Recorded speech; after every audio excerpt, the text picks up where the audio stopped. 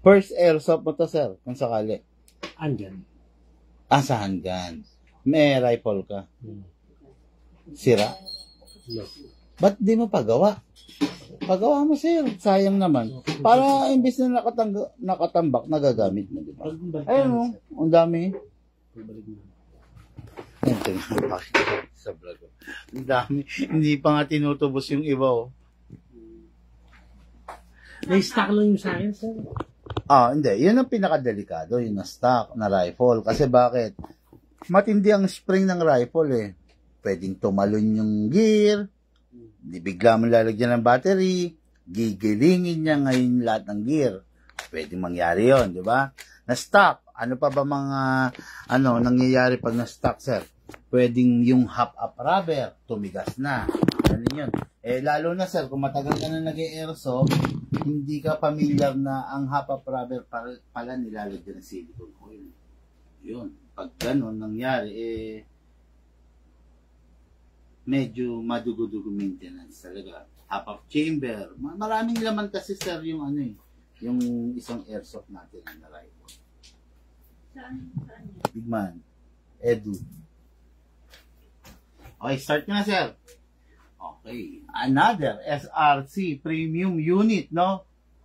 For our client na taga Pampanga. Santo Tomas, sir, no? Sir Kenneth, no? Tama? Baka may gusto kong batiin. Wala naman. Wala naman.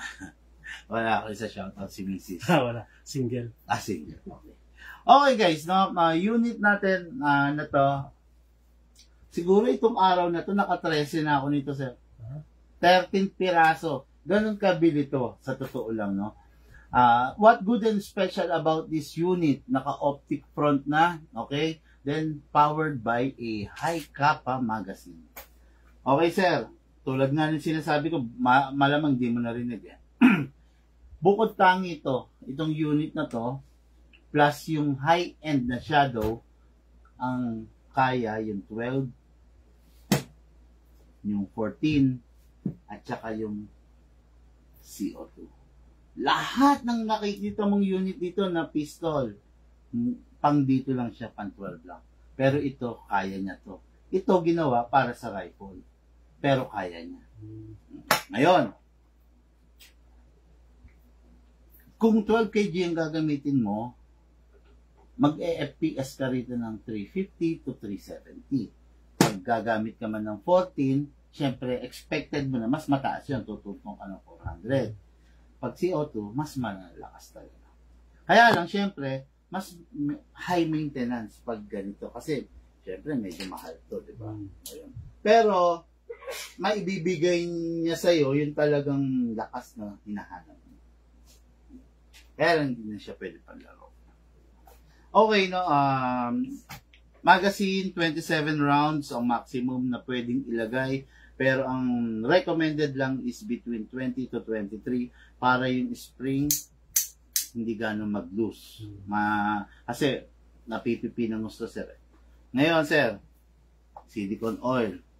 Way back 10 years, 15 years ago, hindi uso to. Sa totoo lang. Kahit ako, tatanga-tanga ako nun, eh.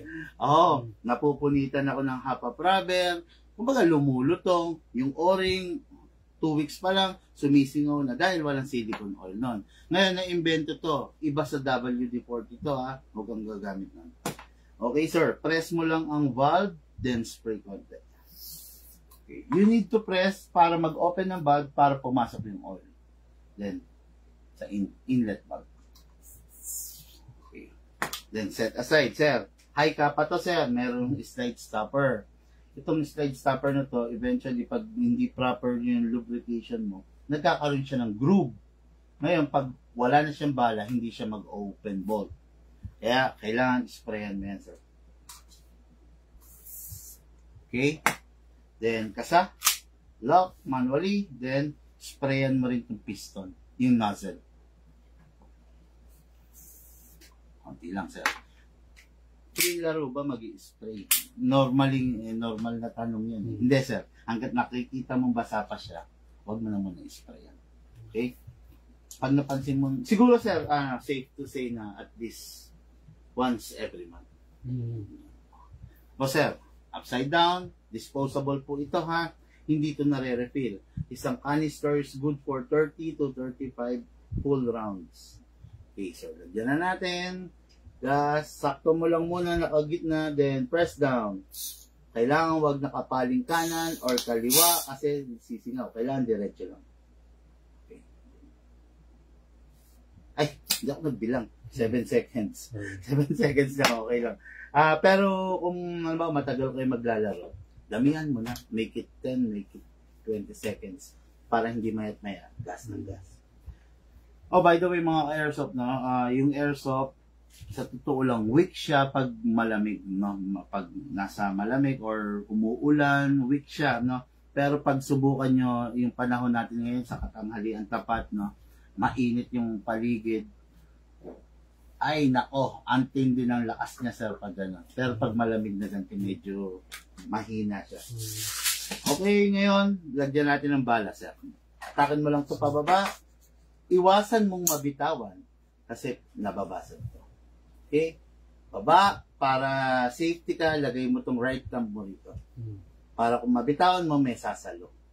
Baba, all the way hanggang baba, then dito mo isushoot yung bala. Then reloader, pump lang. Ayan, sir. Napansin mo, sir, merong bungit, di ba? Halugin mo lang. Sideways. Nawala na. Okay. Hindi ko na gano'ng pupunuin. Pasok. Kasa. Ready to fire. Look target. Palitan niyo yung papel. Okay lang. May yung karton. Meron pa naman dyan.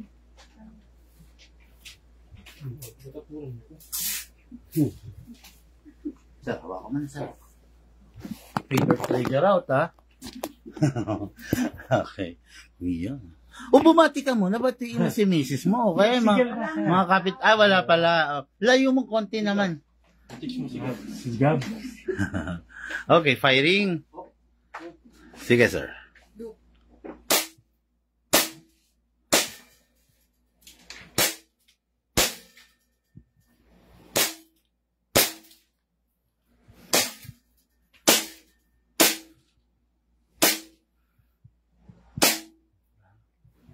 Meron pa yan, sir. Hindi pa nag-open bolt.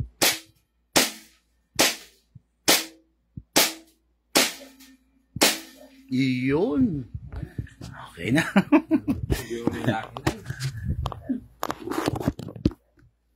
Ayun. In fairness, hindi tumama si sir sa ulo.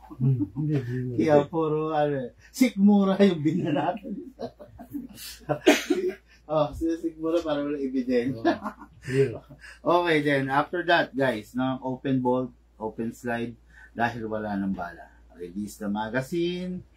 Kung maglalaro pa, lagyan, pasok, then, no need na ikasa. Release na. Okay? Dahil ganyan nangyari yan, release the magazine, then release the slide. Then rest then rest palagi. Sir, siya nga pala, pag nakababa to, ready to fire. Parang rail steel, di ba? Wag mong papasok yung magazine. Kasi baka pwedeng mag-rapid fire agad. Mag-fire agad. Okay, then, baba.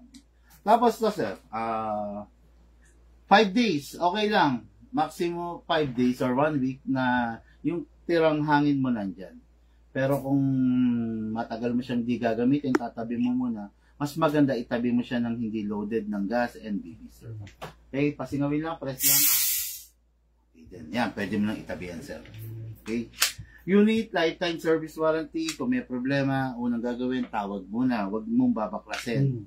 May mga cases kasi na binabaklas nila pag malala na, saka is natawag sa amin. Ganun. Lifetime.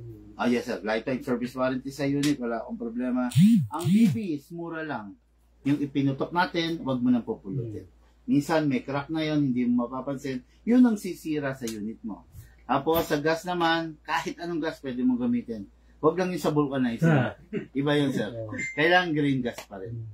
Tapos wala naman na. May tanong pa. Kung meron, magsabi ka lang. Parehas single. Wala siyang rapid. Kasi sir, caliber 45 siya. Meron lang naman. Black lang. Okay na. Okay na, sir? Okay guys, lahat po tayo nagmula sa iba't ibang larangan. Pinagbuklod, pinag-isa ng isang libangan. Yun ang paglalaro ng airsoft. Hatid po sa inyo ng inyong likod. Big man. Thank you po. Have a blessed day. Enjoy the rest of the day. Positive.